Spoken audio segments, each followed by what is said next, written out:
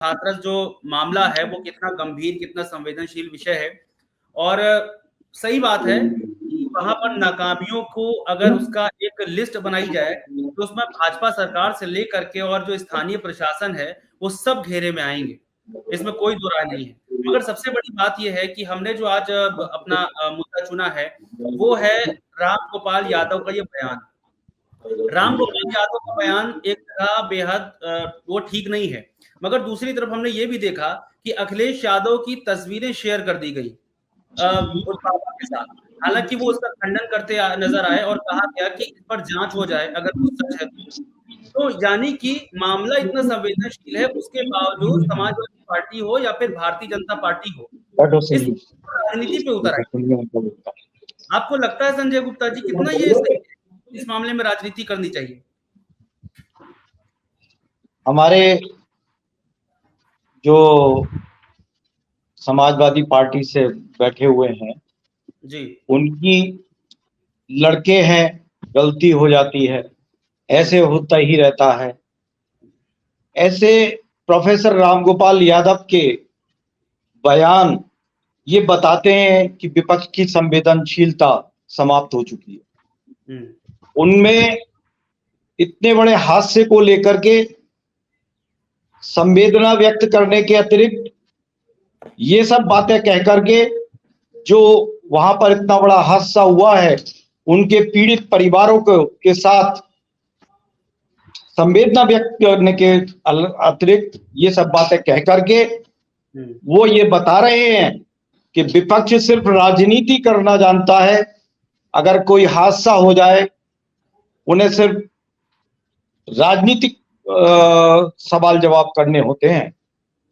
Bharatiya Janata party बहुत संवेदनशीलता के साथ और सारे कार्यवाही तुरंत ही हमारे मुख्यमंत्री वहां पहुंच गए। भारतीय जनता पार्टी पूरी निष्ठा के साथ और पूरे संवेदनशीलता के साथ काम कर रही है।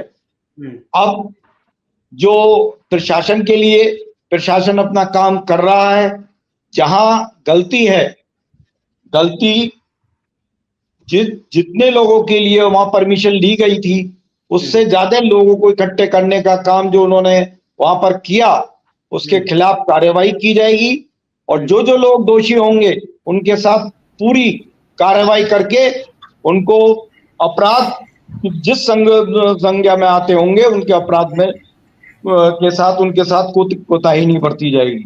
मैं ये कहना चाहता हूँ ये जो बात आपने मानी कि वहां पर क्षमता से ज्यादा और परमिशन से ज्यादा लोग आ गए थे, मगर आप ये बताइए कि अगर 80,000 लोगों की परमिशन ली जाती है तो 1 लाख लोग आ जाएंगे, आप जान नहीं पाएंगे, 1.5 लाख लोग आ जाएंगे, आप जान नहीं पाएंगे। मगर जब 3 लाख 4 लाख लोग इकट्ठा हो जाएंगे तब भी स्थानीय प्रशासन जान नहीं पाता है, तब भी स्थानीय प्रशासन को पता नहीं लग पाता है। जैसा कि अभी पता चला है कि उन लोगों का जो उन्होंने जो अपनी सिस्टम बना रखा था उसमें प्रशासन की दखलंदाजी नहीं करने दे रहे थे और इनके जो सेवादार थे वो प्रशासन को कहीं अंदर तक नहीं आने दे रहे थे।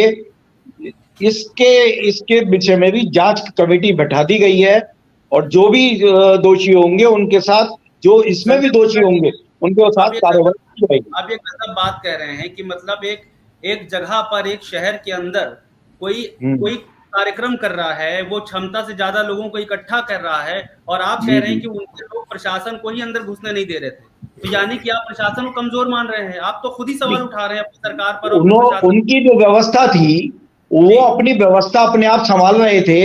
वो वहां पर इस तरीके का उनका आयोजन होता है और धार्मिक आयोजन कहकर के वहां पर कार्यक्रम चल रहा था जिसमें प्रशासन को इस बात का ज्ञान नहीं हुआ और अब प्रशासन लगा हुआ है इसको खोजने में कि ये इतने लोग कैसे इकट्ठे हो।